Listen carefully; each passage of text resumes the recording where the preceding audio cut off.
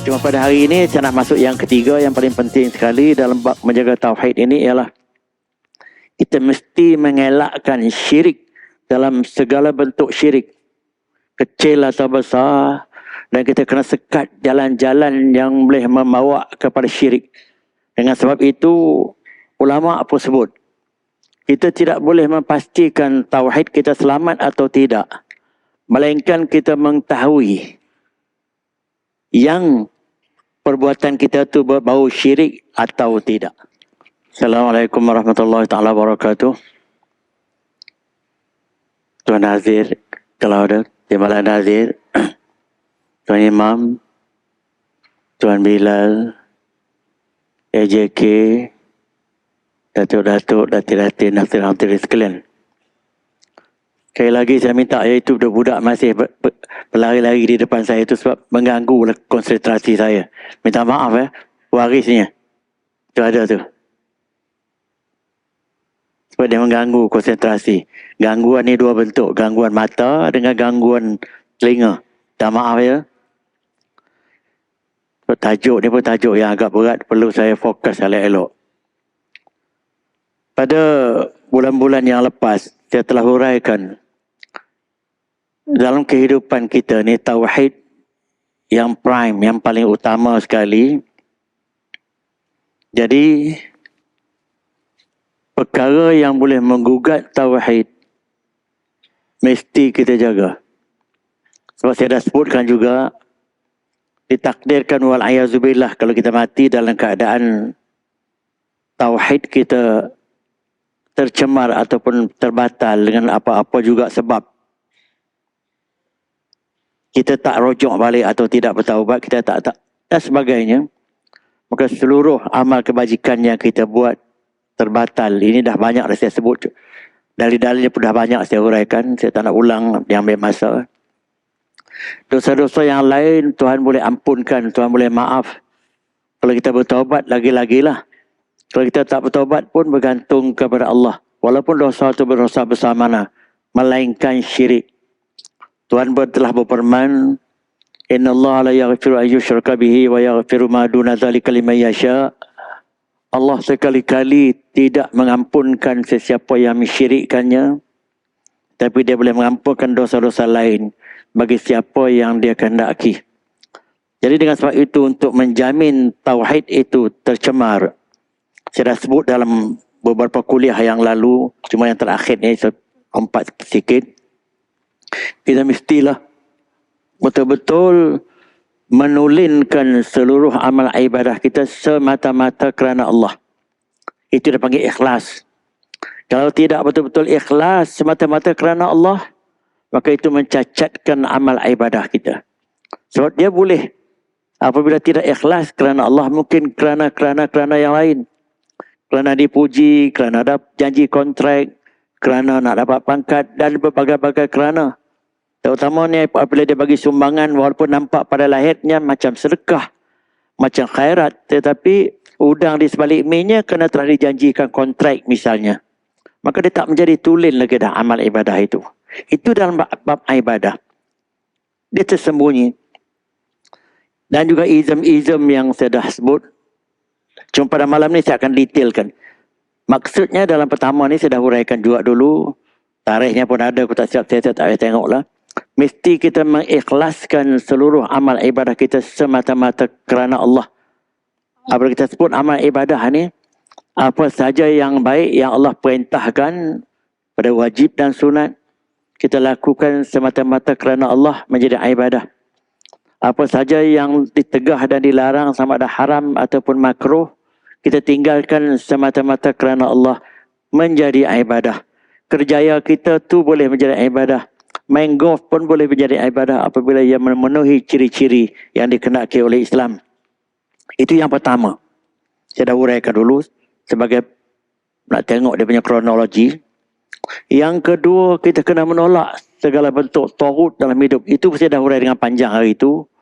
Iaitu segala perkara-perkara yang bercanggah dengan Islam, sama ada dari segi izm-izmnya, di segi fahaman-fahamannya, di segi pegangan-pegangan tertentu, pegangan tok nenek yang menyeleweng, ataupun nilai-nilai hidup yang bercanggah dengan Islam, pegangan-pegangan berbagai-bagai perkara yang telah difatwakan sebagai syirik, maka kita kena tolak semua tu sebagai menolak taghut. Taghut ini lawan kepada tauhid, taghut dan syirik. Saya dah huraikan dua yang panjang lebar hari itu. Cuma pada hari ini saya nak masuk yang ketiga yang paling penting sekali dalam bab menjaga tauhid ini ialah kita mesti mengelakkan syirik dalam segala bentuk syirik, kecil atau besar, dan kita kena sekat jalan-jalan yang boleh membawa kepada syirik. Dengan sebab itu ulama apa sebut, kita tidak boleh memastikan tauhid kita selamat atau tidak, melainkan kita mengetahui yang perbuatan kita tu berbau syirik atau tidak. Ini yang perlu kita mengetahui dengan detail tentang syirik ini. Jadi pada malam ini dan 1-2 kuliah akan datang, saya akan cuba kupas sedikit sebanyak tentang konsep syirik ini secara yang agak umum menyeluruh. Sebab ingat, musuh utama kepada tauhid ialah syirik. Berlaku syirik, sia-sia seluruh amal kebajikan kita. Dan syirik ini boleh berlaku walaupun ketika kita melakukan ibadah. Saya dah baca dah surah Al-Kahfi ayat 110. Faman kana yarju liqa'a rabbih falyamal amalan salihah. Siapa yang ingin bertemu dengan Tuhannya, maksudnya bertemu dengan Allah pada hari akhirat kelak, falyamal amalan salihah. Hendaklah dia beramal dengan amalan saleh, maksudnya amal ibadah yang diterima oleh Allah. Dan amal ibadah yang diterima oleh Allah ialah amal ibadah yang penuh ikhlas semata-mata kerana Allah, saya sebut tadi. Dan amal ibadah itu menepati kehendak hukum-hukum syarat rukun dan sebagainya. Kalau ikhlas pun, kalau tak menepati hukum syarat, dia mungkin menjadi bid'ah. Banyak dia buat betul ikhlas tapi tak menepati kehendak syarat, terbatal. Banyak orang dia rasa insaf, dia nak kembali kepada Islam, maka dia pun pulun lah, orang Kedah kata dia pulun buat ibadat tapi dia tak mengaji betul-betul, dia tak menghadap guru yang betul. Dia mungkin pergi guru-guru yang dia segan nak masuk majlis ini, tiba-tiba termasuk ajaran salah. Walaupun ikhlas, tapi tertolak sebab tak memenuhi kehendak syarat-syarat rukun syarak. Maka kena mengaji. Mengaji yang resmi. Guru yang diiktiraf menepati Ahlus Sunnah wal Jamaah. Jadi, hendaklah dia lakukan amal soleh yang memenuhi dua ciri itu. Wala yushrik bi'ibadati rabbi ahada. Dan jangan sekali-kali dia menyekutukan amal ibadahnya dengan sesuatu. Dalam ayat ini dengan jelas, dalam melakukan amal ibadah pun boleh berlaku syirik. Kalau di luar daripada amal ibadah lebih-lebih lagi lah. Waktu beribadah pun boleh berlaku syirik. Dengan tujuan riak, dengan tujuan nak tunjuk-tunjuk, dengan tujuan ujub, dengan tujuan dipuji. Saya kena sebut dalam kitab-kitab, imam yang membaca dengan hebat untuk dikagumi oleh orang pun telah mensyirikkan ibadahnya. Itu bacaan imam. Dia apakan pula orang yang bagi derma banyak-banyak dengan nawaitu yang berbagai-bagai nawaitu, ya tak? Nawaitu yang terkeluar daripada nawaitu yang diizinkan oleh Islam. Jadi itu dia mensyirikkan amal ibadahnya. Kalau bukan amal ibadah, lagi-lagi mudahlah untuk jadi syirik. Dengan sebab itu, beratnya dosa syirik ni, saya dah baca ayat tadi, An-Nisa ayat 48. Allah sekali-kali tidak mengampunkan dosa siapa yang mensyirikkannya. Innallaha la yaghfiru an yushraka bihi wa yaghfiru ma duna dzalika liman yasha. Dan dia mengampunkan segala dosa yang lain bagi mereka-mereka yang Tuhan pilih. Dan beratnya syirik ni tuan-tuan sekalian, orang Kedah kata, kalau dia mati dalam keadaan tak kembali semula kepada Islam atau tidak bertaubat tentang kesyirikan yang telah berlaku, maka dia kekal di dalam neraka, tak bau syurga. Sebab ada orang kadang-kadang dengan egonya, kita minta bertaubat daripada perbuatan tertentu, dia kadang enggan. Tuhan sebut dalam surah Al-Ma'idah 72. Innahu man yushrik billahi. Sesungguhnya sesiapa yang menyekutukan Allah, mensyirikkan Allah, faqad harramallahu alaihil jannah. maka Allah mengharamkan ke atasnya syurga. Maksud orang Kedah kata tak bau syurga. Haram maknanya tak boleh masuk syurga. Wa ma'wahun nar, dan tempat dia bersemadi ialah neraka. Wa ma lizzalimin min ansar, bagi orang yang zalim macam ini, maknanya syirik itu sama dengan orang yang melakukan kezaliman. Sebab dalam ayat surah Luqman, inna syirka la zulmun azim, sesungguhnya syirik itu satu kezaliman yang amat besar. Macam mana dia kata zalim? Yang pertama, dia menderhaka Tuhan dengan menduakan Tuhan ataupun menyekutukan Tuhan, syirik. Itu zalim amat besar. Yang kedua, dia menzalimi dirinya yang menyebabkan dia terhumban ke neraka kekal abadi. Itu disebutkan mengapa disebutkan orang yang macam ni sebagai orang yang zalim. Jadi dengan sebab itu, syirik ni apa benda secara simple maknanya yang kita cuba nak buat. Iaitu menjadikan Allah itu ada saingan. Yang sama-sama menyekutukan ataupun dia menyekutukan Allah tu dengan saingan-saingan. Sama ada saingan tu dalam bentuk manusia seperti sembah Firaun, atau dalam sebut makhluk, atau dalam bentuk memuja makhluk-makhluk halus yang kononnya makhluk-makhluk halus tu boleh membuat begitu, membuat begini seolah-olah macam Tuhan. Pun syirik, itu semua syirik clear. Memuja pokok dan sebagainya, lebih-lebih lagi lah. Menyembah matahari, menyembah bulan, menyembah begitu. Atau apa juga yang menyerupai konsep-konsep macam itu. Dalam erti kata lain, dia telah memberikan perhambaannya atau persembahannya. Di samping dia memberikan kepada Allah, dia memberikan juga pada makhluk-makhluk lain. Contohnya macam mana?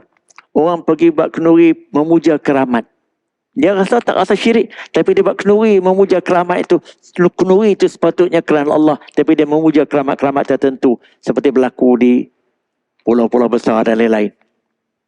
Atau dia nak masuk hutan, dia bersahut, wahai penunggu hutan, selamatkanlah anak cucu nak masuk ni. Dia tak bersahut kepada Tuhan. Atau nak pergi ke laut, dia kata ada penunggu laut, buatlah ritual-ritual tertentu yang untuk menyelamatkan dia. Kesemua ini dia telah meletakkan sifat-sifat itu menyelamatkan dia, menolong dia, memberikan dia selamat nak masuk hutan sebagainya. Dia telah berikan kepada orang lain, tidak diberikan kepada Allah. Sebab itu dalam Islam, bertawakal, bergantung dan berdoa hanya kepada Allah sahaja. Jadi perbuatan yang memberikan dia berdoa kepada pihak lain walaupun sedikit, dia bergantung pada pihak lain walaupun sedikit, dia mengharapkan makhluk-makhluk lain boleh menolong dia walaupun sedikit, berlakulah unsur syirik. Maknanya Allah itu disekutukan. Dia syirik tuan-tuan sekalian. Orang tak menolak Allah secara total. Menolak Allah secara total, teetis itu dah tak ada dah. Semua makhluk di muka bumi ini manusia lah, percaya kepada adanya Allah. Tapi konsep Allah dan bagaimana mereka mentauhidkan Allah atau tidak. Sebab yang menggugat tauhid ialah syirik. Sekadar dia percaya kepada Allah, tetapi belum tentu dia betul-betul mentauhidkan Allah. Sebab itu kalimah la ilaha illallah itu nama kalimah tauhid.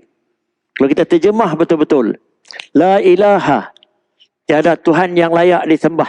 Boleh tambah lagi, yang layak disembah, yang layak diminta pertolongan, layak ditawakal, yang layak kita mengagungkannya, yang layak kita memuji, dan berbagai-bagai sifat kesempurnaan Allah.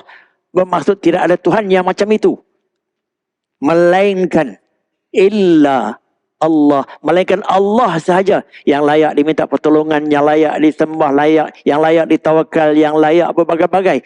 Yang kita berikan kepada yang lain tadi hanya layak kepada Allah sahaja. Jadi perkataan sahaja tu kena underline bahawa betul-betul tauhid berlaku. Tapi kalau masih berdoa kepada Allah tapi berdoa juga kepada penunggu, tawassul misalnya, dia tidak betul-betul mentauhidkan Allah. Apabila dia tidak mentauhidkan Allah, bermakna telah berlaku unsur syirik. Atau dia menyembah Allah, tapi di samping dia menyembah Allah, dia menyembah juga makhluk-makhluk lain secara pemujaan tadi, berjamu dan sebagainya. Atau dia patuh kepada makhluk-makhluk lain seolah-olah dia macam mematuhi Allah. Sebab itu kalau kita patuh titah perintah manusia pun yang jelas bertentangan dengan perintah Allah, dan kita patuh juga kepada titah perintah manusia yang bertentangan dengan perintah Allah tadi dengan sengaja, maka kita telah mensyirikkan konsep pematuhan itu kepada Allah.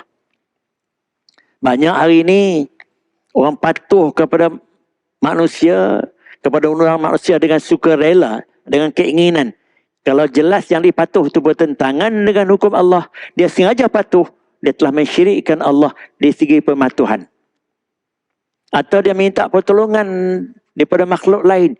Itu yang kita sebut iyyaka na'budu. Hanya kepada Allah yang kita sembah dan kita patuh. Iyyaka tu makna akan di kau sahaja, tak boleh yang lain. Walaupun sedikit. Seperti kata iyyaka. Kalau setakat kami sembah engkau, dia boleh kata na'buduka. Tapi apabila na'buduka kami sembah engkau, mungkin di samping sembah engkau tu ada sembah-sembah yang lain. Tapi kalau kita kata iyyaka, akan di kau sahaja kami sembah. Tak boleh sedikit pun yang lain. Dan sembah itu termasuklah patuh, taat, setia, berbagai-bagai bentuk pemujaan dan persembahan. Hanya kepada Allah sahaja. Dan akan di kau sahaja yang kita layak minta pertolongan. Tiba-tiba kita minta kepada yang lain. Tu wa iyyaka nasta'in. Sebab itu kalau kita minta tolong orang pun, minta tolong dari segi lahir. Tapi yang menentukan berjaya atau tidak ialah Allah juga. Memanglah kita minta pertolongan orang lain, utang dan sebagainya. Tapi sebenarnya kita minta kepada dia. Tapi dengan kehendak Allah yang akan mengizinkan dia akan tolong kita atau tidak. Bukan dia sebenar-benarnya yang bagi pertolongan. Itu konsep tauhid. Atau kita menyukai makhluk lain sama seperti kita menyukai Allah. Ada orang dia suka kepada benda-benda yang karut-marut, puja-memuja tu kadang-kadang melebihi daripada suka dia kepada Allah. Itu yang unsur-unsur pemujaan tu terus dibuat. Ritual-ritual yang telah difatwakan sebagai menyeleweng pun terus diikuti. Kononnya benda tu memberi kesan kepada dia. Sebab itu dulu satu ketika orang suka buat yoga. Apabila yoga tu telah difatwakan sebagai menyeleweng, baru dah orang berhenti, ya tak? Itu contoh-contoh kecil. Kita sangka nak exercise badan je. Tapi klimak daripada amalan yoga tu telah didapati. Dia ada unsur. Bukan yang mensyirikkan Allah. Jadi segala yang lain-lain yang kita berikan. Yang hanya selayaknya kita berikan kepada Allah saja. Sama dalam bentuk persembahan. Dalam bentuk taat setia. Dalam bentuk kecintaan kita. Dalam bentuk kita minta pertolongan. Hanya layak kepada Allah sahaja. Tiba-tiba kita alihkan juga kepada yang lain. Maka berlaku syirik. Itu definisi secara umum. Maka dengan sebab itu tuan-tuan sekalian. Berdoa, menyembelih, bernazar atas nama bukan nama Allah, semua bawa pada syirik.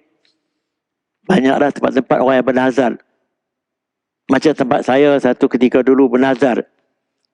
Dia minta anaknya atau cucunya sakit tak sembuh-sembuh. Akhirnya dia bernazar. Nak buat kenduri ayam 7 warna di Balai Nobat All-Star. Dengan izin Allah, nazarnya itu berjaya. Walaupun syirik. Maka dia buat kenduri di Balai Nobat itu. Waktu itu saya masih berada di Kedah lagi. Masih dah faham dah. Pihak pejabat agama terpaksa letak pengawal pada hari Khamis malam Jumaat. Tak tahulah. Kerana elak daripada perbuatan ini berulang. Banyak berlaku di tempat lain tu. Macam puja pantai, mari sapat dan lain-lain. Dengan sebab itu tuan-tuan sekalian.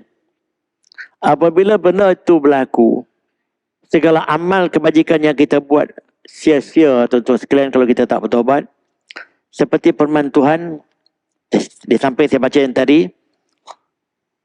Walau asyraku. Kalau mereka telah mensyirikkan Allah dalam bentuk macam mana pun. Lahabita anhum ma kanu ya'malun, maka akan sia-sialah daripada mereka segala apa yang mereka buat, segala amal kebajikan yang mereka buat, kesemuanya menjadi sia-sia, tidak ada nilai walaupun sedikit. Itulah bahayanya tuan-tuan sekalian tentang syirik ini. Dan saya tak jemu-jemu untuk menceritakan hal ini kerana yang nak menjamin keselamatan kita, amal ibadah kita ialah tauhid kita. Dan yang mengancam keselamatan tauhid ini ialah syirik. Di samping ketidakikhlasan yang pertama tadi. Yang kedua masih terdapat perkara yang berbau taut dalam hidup. Jadi jagalah ketiga-tiga itu. Itu ulasan syirik secara umum ya. Kena jaga betul-betul. Syirik ini ada 2 jenis. Syirik besar, syirik kecil. Maka sebelum saya pergi sampai ke situ, sebab saya ada janji saya nak bagi banyak 2-3 kali kuliah. Besarnya dosa syirik ni tuan-tuan sekalian, sehingga Nabi menyebutkan dosa yang paling besar sekali nombor satu syirik. Nombor dua ialah menderhaka ibu bapa. Nombor tiga menjadi saksi palsu. Banyak lagi dosa-dosa yang lain, ada 7-8 dosa. Tapi yang paling tinggi sekali nombor satu ialah mensyirikkan Allah dan menderhaka ibu bapa. Maka dengan sebab itu tuan-tuan sekalian, kita mesti berwaspada sebetul-betulnya dan sebaik-baiknya supaya kita terhindar daripada jangan sekali-kali mensyirikkan Allah. Sehingga Nabi bersabda, Sami'atu Rasulullah sallallahu alaihi wasallam yaqul, ni kata Ibnu Mas'ud, man mata yusyrik billahi syai'an. Sesiapa yang mati dalam keadaan mensyirikkan Allah walaupun sesuatu, dia tidak bertaubat, dakhalan nar, masuk neraka. Dan dikatakan juga wa man mata la yusyrik billahi syai'an. Sebaliknya, sesiapa yang mati sedikit pun tidak mensyirikkan Allah, dakhalal jannah, masuk syurga. Jadi dua hadis yang sahih ini, mati di dalam tauhid, jaminan masuk syurga. Kalau dosa besar mana pun ada dua. Tuhan boleh ampun terus dosa itu, ataupun dia masuk ke neraka, tapi lepas tempoh tertentu masuk syurga semula. Sebab tauhidnya menyelamatkan dia. Dan Tuhan boleh mengampunkan dosa besar mana pun, kalau bukan syirik, dia boleh ampunkan gitu je. Kalau orang tu bertobat, lebih-lebih lagi lah. Maka dengan sebab itu, kita kena pastikan, maknanya kalau seorang tu mati dalam keadaan mentauhidkan Allah, walaupun kemungkinan dia buat dosa besar, jaminan masuk syurga tu ada. Bukan maknanya segala dosa dia buat tu hapus kira. Jaminan syurga tu ada. Sama ada Tuhan ampun terus, masuk syurga terus, ataupun lepas tempoh tertentu masuk syurga semula. Maka dengan sebab itu tuan-tuan sekalian, kita elaklah seberapa yang boleh. Sebab saya telah bercakap dalam tempat lain. Seriusnya benar-benar begini tuan-tuan sekalian. Terus saya nak masuk terus ni.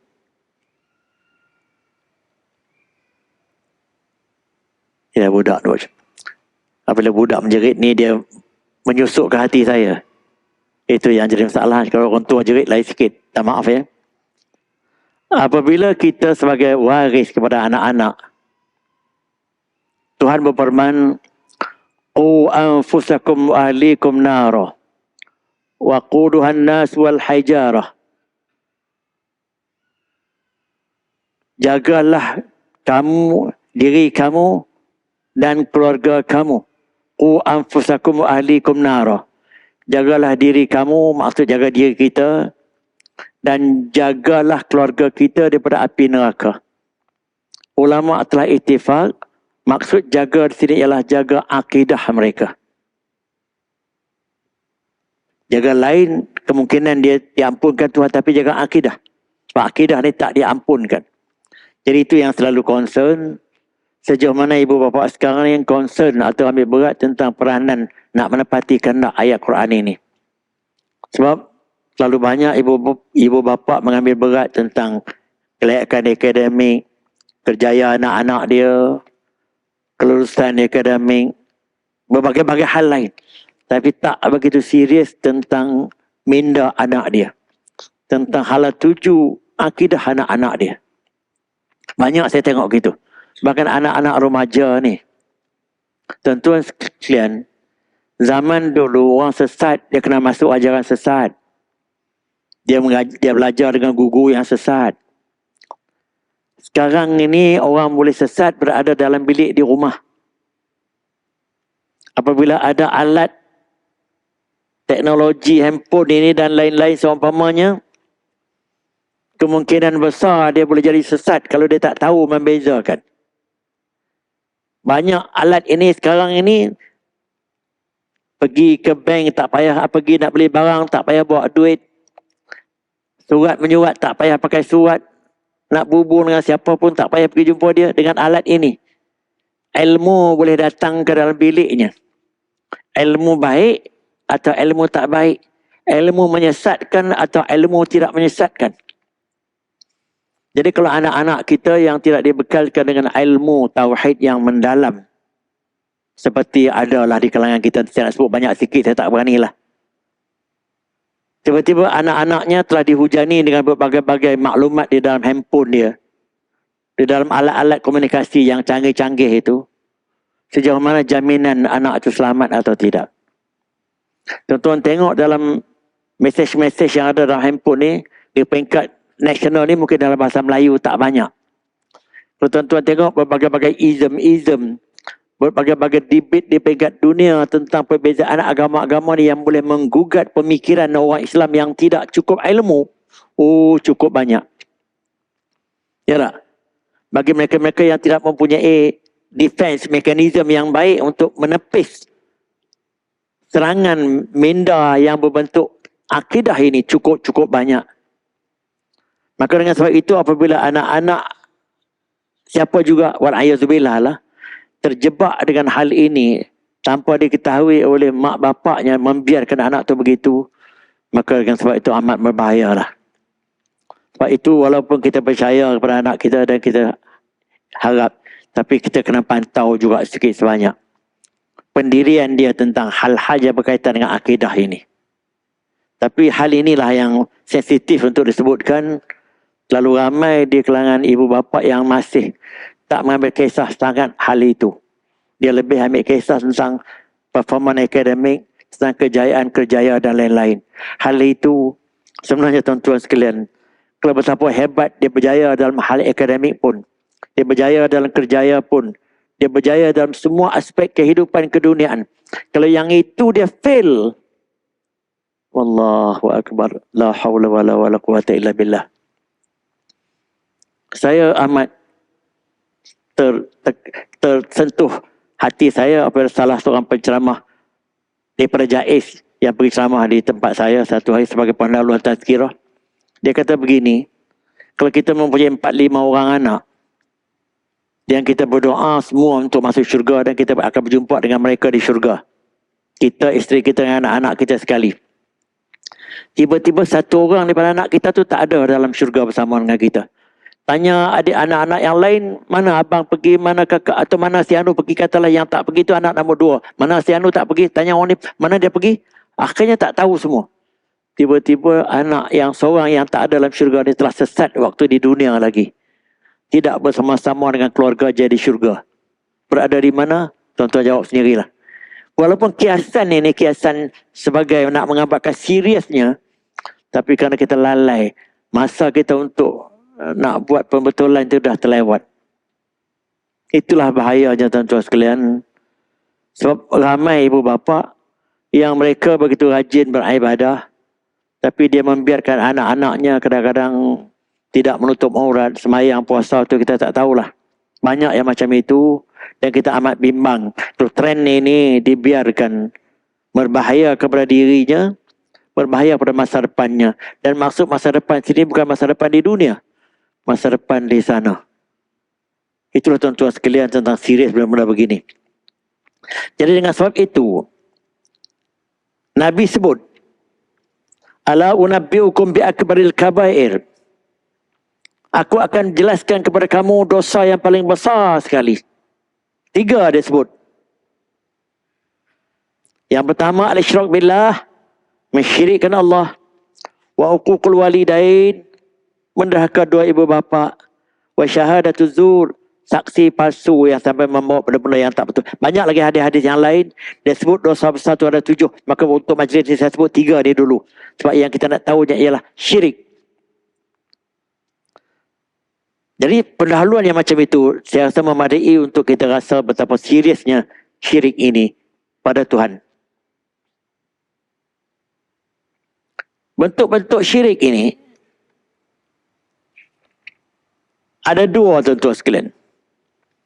Yang pertama, syirik besar.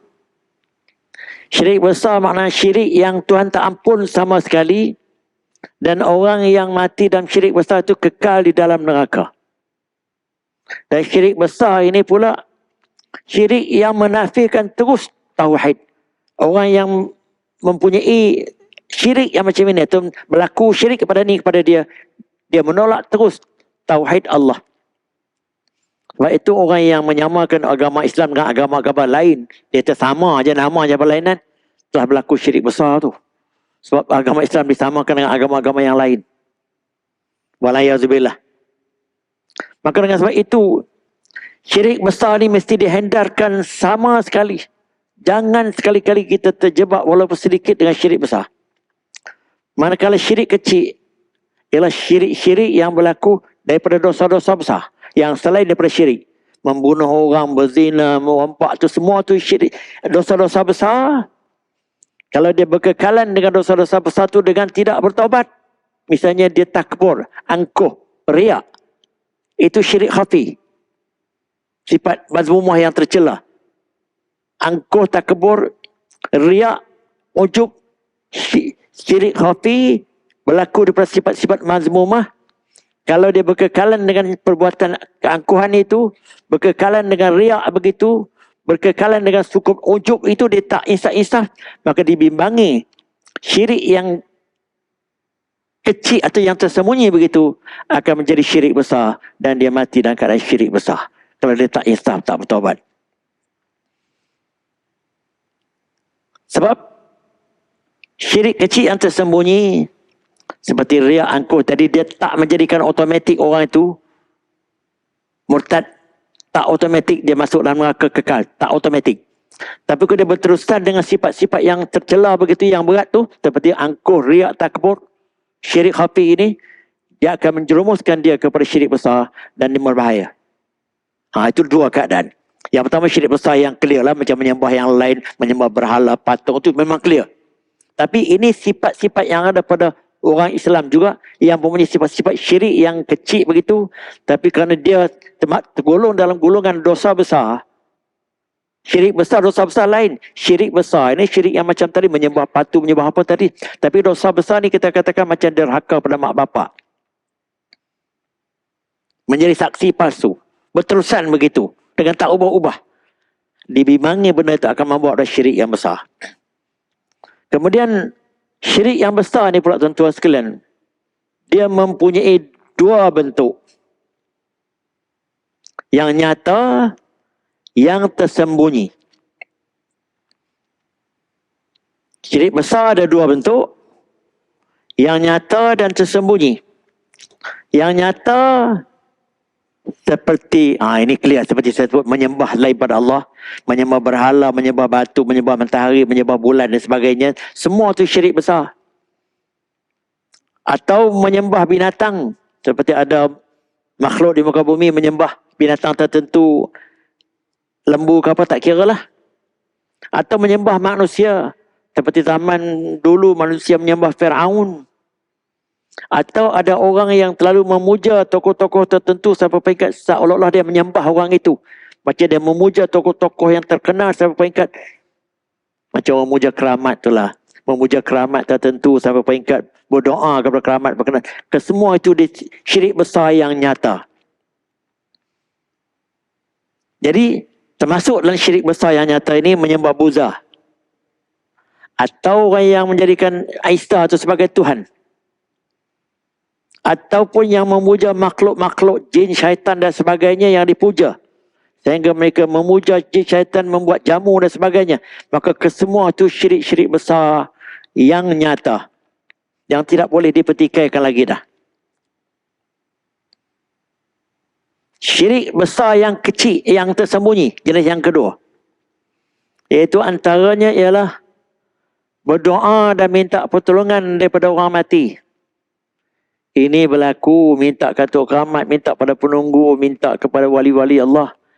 Tuan-tuan sekalian, kita minta berdoa kepada orang-orang yang dah mati perkara yang pertama, benda tu tak boleh. Sebab orang tu dah mati, tak boleh buat apa lagi dah. Tapi kalau kita berdoa untuk dia, lain. Macam kita berdoa untuk mak bapak kita. Itu lain. Itu amal ibadah yang diizinkan sebab kita berdoa untuk dia. Supaya Tuhan memasukkan dia dalam roh, dalam syurga Allah, mati sebagai seorang beriman dan dimasukkan sebagai anak yang soleh yang berdoa pada untuk mak bapak, itu boleh. Tapi kalau kita berdoa kepada orang yang telah mati untuk minta pertolongan supaya orang mati itu boleh memberi sesuatu kepada dia. Seperti saya pernah ikuti satu majlis memohon doa kepada roh-roh tertentu minta nombor ekor. Memang dia guna agama, bahkan sembahyang hajat terlebih dulu. Sebelum buat upacara dan minta nombor ekor tu, sembahyang hajat. Doa bergamai tapi minta kepada wali-wali ataupun orang yang mereka percaya sebagai mustajab kononnya. Kesemua itu syirik-syirik yang tersembunyi. Dia tak nampak kata benda tu syirik. Punca yang diharamkan kerana dia berdoa kepada sesuatu yang tak boleh memberi pertolongan kepada dia. Tak boleh nak bantu dia pun tak boleh. Nak menyebabkan dia jadi mudarat pun tak boleh. Tapi dia percaya kata benda tu boleh. Di situ syiriknya. Saya pun waktu kecil-kecil, waktu umur 16 tahun, orang sebut kata keramat-keramat tertentu tu, kalau nak pergi ke tempat tu, kalau kita tak bersahut keramat itu, balik nanti kepala kita tak boleh pusing. Ya, saya pun setiap kali lalu tempat tu, kena buat gitu takut. Tapi dia kita jahil. Takut kan? Sekarang ni dah orang tak tahu pun kata situ ada keramat atau tidak, orang tak peduli pun, tak jadi apa-apa pun. Jadi benda ni kepercayaan saja tuan-tuan sekalian. Tapi benda tu membuat pada syirik. Mereka tak nampak kata benda tu sebagai syirik. Dia kata takkan nak syirik. Kita minta kepada keramat, minta kepada wali yang dah mati dia. Mengapa jadi syirik?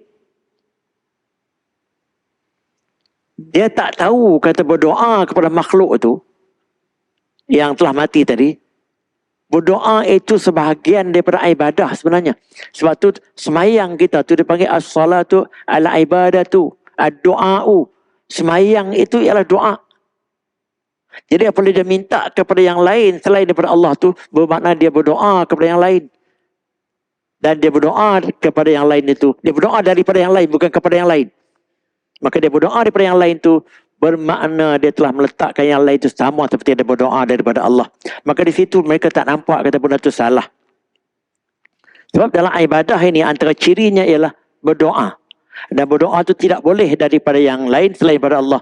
Tiba-tiba dia minta berdoa tu daripada makhluk-makhluk lain yang tak diizinkan. Ini berlaku macam kes-kes saya sebut tadilah.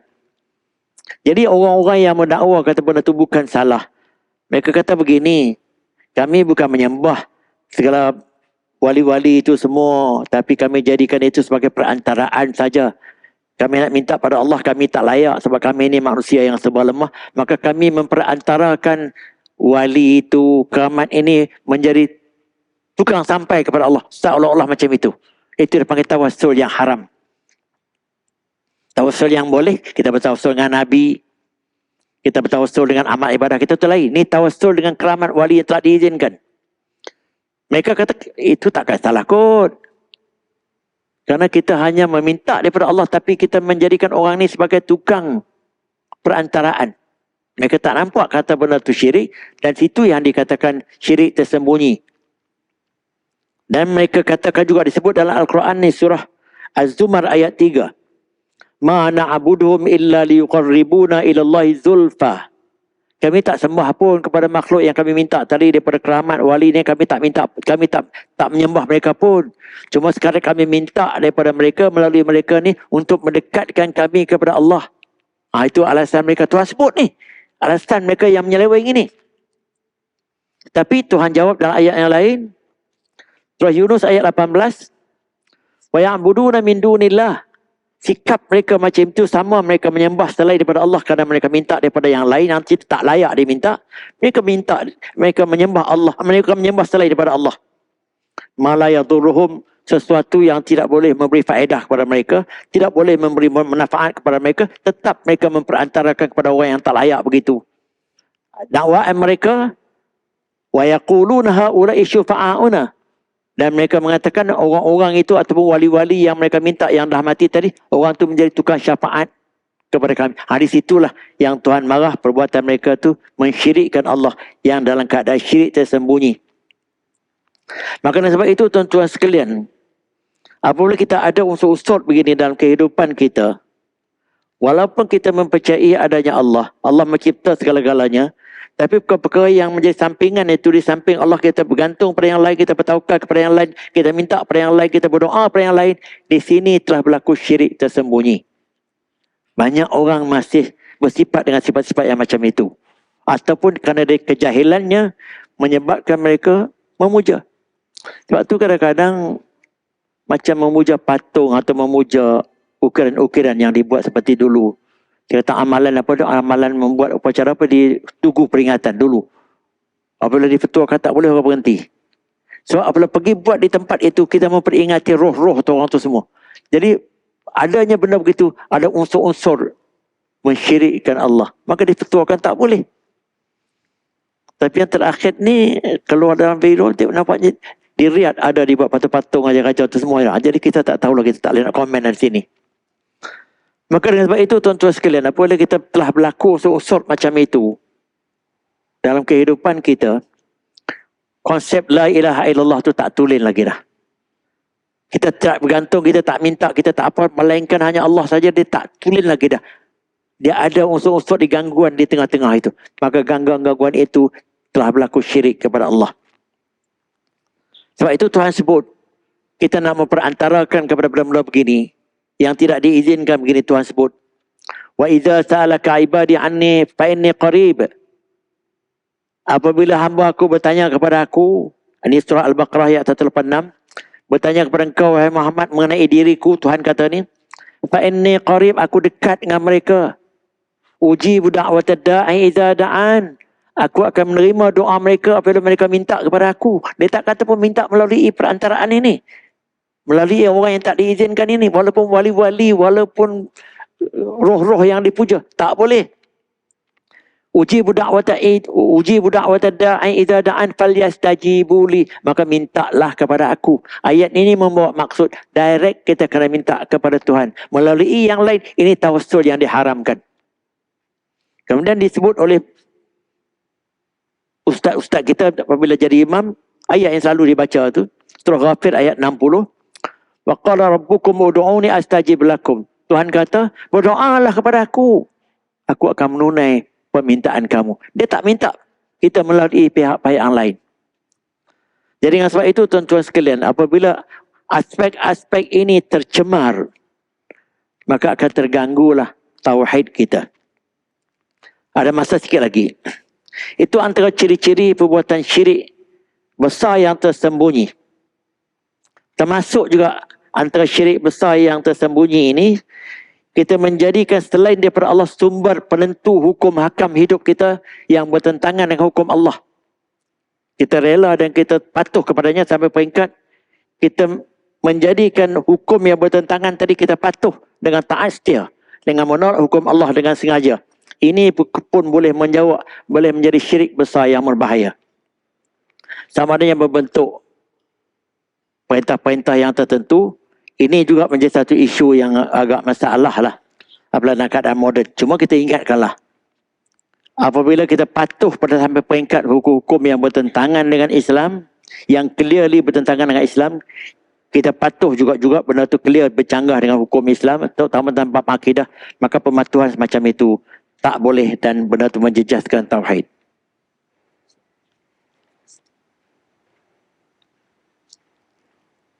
Begitu juga yang syirik-syirik dalam kumpulan ini, banyak lagi contoh yang lain, ialah kita takutkan kepada makhluk sehingga kita menderhaka hukum Allah. Misalnya dia takut kepada hukuman-hukuman manusia sampai dia menderhaka hukum Allah, pun boleh menjadi syirik. Sebab dia takut kepada makhluk mengatasi daripada takutnya kepada Allah. Begitu juga dia bertawakal bukan kepada Allah. Saya dah sebut dah hari itu, orang yang bertawakal kepada alam sistem dia. Dia bertawakal kepada simpanannya yang banyak. Dia confident masa depan dia akan selamat kerana simpanannya yang banyak. Kesemua dia bertawakal yang tidak diizinkan oleh Allah. Atau orang yang bertawakal dengan ubat-ubat tertentu ataupun dengan doktor-doktor tertentu. Aku yakin kalau aku ambil ubat ni pasti sembuh. Pasti sembuh. Kalau dia kata, aku percaya kalau kau ambil ubat ni insya-Allah sembuh, tu lain. Dia, ada orang sampai peringkat macam itu. Begitu juga kalau dia buat sesuatu perkara yang bukan atas nama Allah, tapi dia buat demi datuk nenek aku tak halal begini. Dia bersumpah kepada datuk nenek, pun menjejaskan akidah. Kena bersumpah atas nama Allah. Itu semua perkara-perkara yang ditegah oleh syarak, syirik-syirik yang tersembunyi. Begitu juga dia memohon rezeki daripada macam nak pergi ke laut tadilah. Dia bersaut kepada hantu laut. Dia pergi ke laut supaya dapat keizinan, dia dapat ikan yang banyak misalnya. Itu membuat syirik. Ataupun dia memuja manusia-manusia sehingga seolah-olahnya pemujaan dia kepada makhluk manusia tadi sama macam dia puja Allah ataupun melebihinya. Sebab kita baca Alhamdulillah, segala puji hanya kepada Allah, segala sanjungan hanya kepada Allah. Tiba-tiba sanjungan dan pujian itu kita berikan kepada lain daripada Allah pun membahaya segi tauhid. Jadi kita bagi ruang untuk azan dulu. Minta Tuan Bilal azan ya. Kejap. Saya tambah sikit lagi. Seperti tadi saya katakan tadi, kalau kita menziarahi kubur ataupun menziarahi kubur-kubur para wali dan sebagainya, kita berdoa untuk mereka tu lain. Itu dibolehkan. Kalau anak-anak menziarahi kubur ibu bapa, berdoa untuk mereka lagi-lagi baik. Tapi kalau minta doa daripada mereka untuk tolong kita, di sini yang ada maksud syirik. Dua perkara yang berlainan ya. Berdoa untuk mereka amat-amat digalakkan. Kalau orang tu orang saleh. Tapi kalau berdoa daripada mereka, melalui mereka untuk mendatangkan kebaikan kepada kita, sedangkan mereka tak boleh buat sesuatu pun, mereka dah mati. Walaupun kita anggap mereka itu sebagai perantaraan, kedua-dua itu salah. Yang pertama, mereka dah mati, dah meninggal, tak boleh menolong kita lagi dah. Yang kedua, kita memperantarakan seumpama ini menjadi orang tengah yang tidak diizinkan oleh Islam. Maka itu salah. Jadi kena beza di antara dua-dua pemujaan. Kalau kita berdoa untuk mereka, boleh. Tapi berdoa daripada mereka untuk kebaikan kita di situ tak boleh. Kemudian, syirik-syirik yang kecil tadi tuan-tuan sekalian. Saya sebut dah antaranya, riak, takbur, angkuh itu semua syirik kecil. Kalau kita membiarkan syirik-syirik kecil, tidak akan menjadi syirik besar. Dan ulama sebut syirik-syirik kecil ini tidak mengeluarkan orang itu daripada agama. Dia masih orang Islam. Tapi dengan syarat dia insaf, dia bertaubat, dia cuba kurangkan sifat-sifat syirik kecil tadi. Seperti takabur, syirik, riak, apa semua itu. Dia menunjuk-nunjuk dan dia buat semua kerana manusia itu. Semua syirik kecil. Tapi dia kena elakkan seberapa daya. Jangan dia biarkan benda itu berterusan. Keangkuhan itu begitu rupa. Dia akan boleh meningkat menjadi syirik besar. Kalau dia menjadi syirik besar, wala'ayazubillah, dia mati dalam keadaan tak bau syurga. Jadi dengan sebab itu tuan-tuan sekalian, komen-komen kita kalau tak kerana aku engkau mati hari itu, cakap ini cukup berbahaya. Kalau sampai peringkat dia terlupa kuasa Tuhan yang menolong, dia 100%, maka itu jadi syirik besar. Dia yang menyelamatkan. Tapi dengan kehendak Allah dan pertolongan Allah, aku ada di situ, aku boleh menolong kau. Itu cakap tauhid. Nampak? Ini dua quotation yang berlainan untuk menggambarkan pegangan tentang syirik ini. Jadi kalau dikatakan apa yang aku nak pasti berlaku, itu syirik. Tapi apa yang aku nak, aku berusaha dengan izin Allah berlaku, itu bukan syirik. Nampak ada perbezaan dia. Jadi dengan sebab itu tuan-tuan sekalian, benar-benar begini, macam syirik kecil tadi, riak, angkuh, takabur, ujub, jangan kita membiarkan benda itu berlaku. Dan jangan kalau ada sikit sebanyak pun kita cuba muhasabah diri untuk kita menilai sejauh mana kita berada di atas sifat-sifat yang macam itu.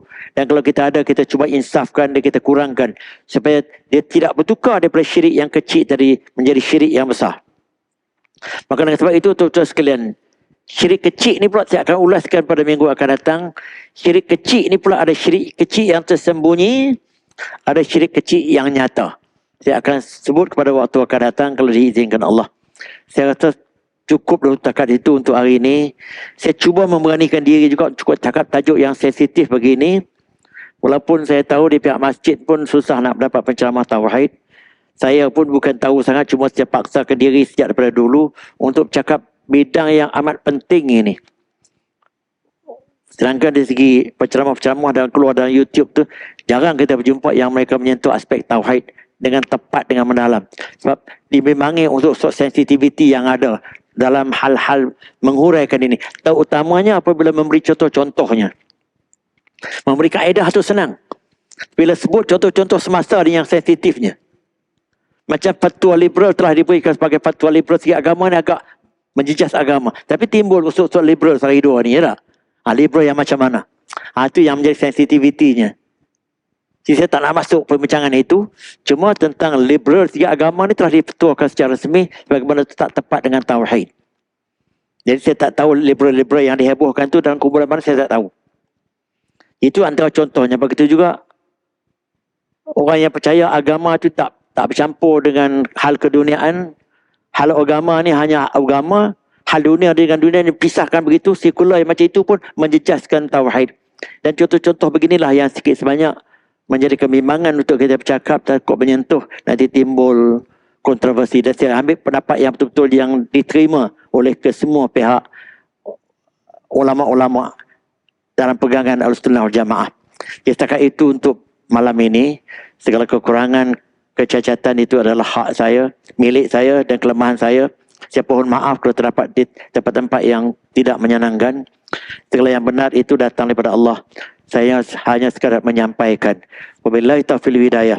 Wassalamualaikum warahmatullahi taala wabarakatuh.